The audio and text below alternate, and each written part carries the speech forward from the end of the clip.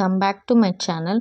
இன்றைக்கி பார்க்க போகிறது இந்த சாரியில் ப்ளவுஸ் பீஸ் கட் பண்ணிவிட்டு எப்படி ஃபால்ஸ் அட்டாச் பண்ணுறது தான். ப்ளவுஸ் வந்து பர்பிள் கலரில் கொடுத்துருக்காங்க. இது ஃபுல்லாகவே மெஷர் பண்ணால் 1 மீட்டருக்கு எனக்கு 2 சென்டிமீட்டர் தான் கம்மியாக இருக்குது. ஸோ அதனால் நான் 1 இன்ச்சு விட்டுட்டு கட் பண்ணி நான் எடுத்துக்க போகிறேன். இப்போ நெக்ஸ்ட்டு இந்த சாரியோட ப்ளவுஸில் வந்து நான் என்ன டிசைன் பண்ணுறேன் அப்படின்னு காமிக்கிறேன்.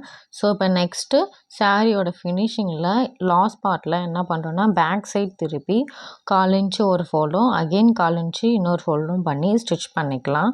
இதை வந்து நீடில் ஸ்டிச் பண்ணுறதுக்கு முன்னாடி நம்ம 1/4 இன்ச்சு ஃபோல்ட் பண்ணோம் இல்லையா, அது வந்து 1/8க்கு கீழே இறக்கி நம்ம ஸ்டிச்சிங்கை ஸ்டார்ட் பண்ணோம் அப்படின்னா நம்ம எண்டு வந்து ஃபினிஷிங்காக வரும். இந்த சாரீ வந்து ரொம்ப ஹெவியாக இருக்குது. எனக்கு ஃபுல்லாகவே எம்ப்ராய்டிங் ஒர்க் கொடுத்து ரொம்ப திக்கான ஃபேப்ரிக் தான். அதனால நான் என்ன பண்ணுறேன்னா லாஸ்ட்டில் ஃபோல்ட் பண்ணிவிட்டு அதுக்கப்புறம் மிடில் அட்ஜஸ்ட் பண்ணிவிட்டு தான் நான் ஸ்டிச் பண்ணுறேன். இதில் எங்கேயுமே நான் இழுத்தோம் இல்லை லூஸ் கொடுத்தும் நான் தைக்கலை. ஸோ நான் ஒரு ஃபேப்ரிக்கும் ஏற்ற மாதிரி ஹேண்டலிங் அட்ஜஸ்ட்மெண்ட் இருக்கணும். ஃபார் எக்ஸாம்பிள் ஜார்ஜெட்டு, காட்டன்ஸ் இதெல்லாம் பார்த்தீங்கன்னா ஜார்ஜெட்டில் வந்துட்டு நல்லா லூஸ் விட்டுட்டு கரெக்டாக ஸ்டிச் பண்ணேன். ஏன்னா அது வந்து இழுத்து தைச்சோம் அப்படின்னா அது வந்து ஈவனாக வராது. காட்டன் வந்து ரொம்ப இழுக்கவும் கூடாது.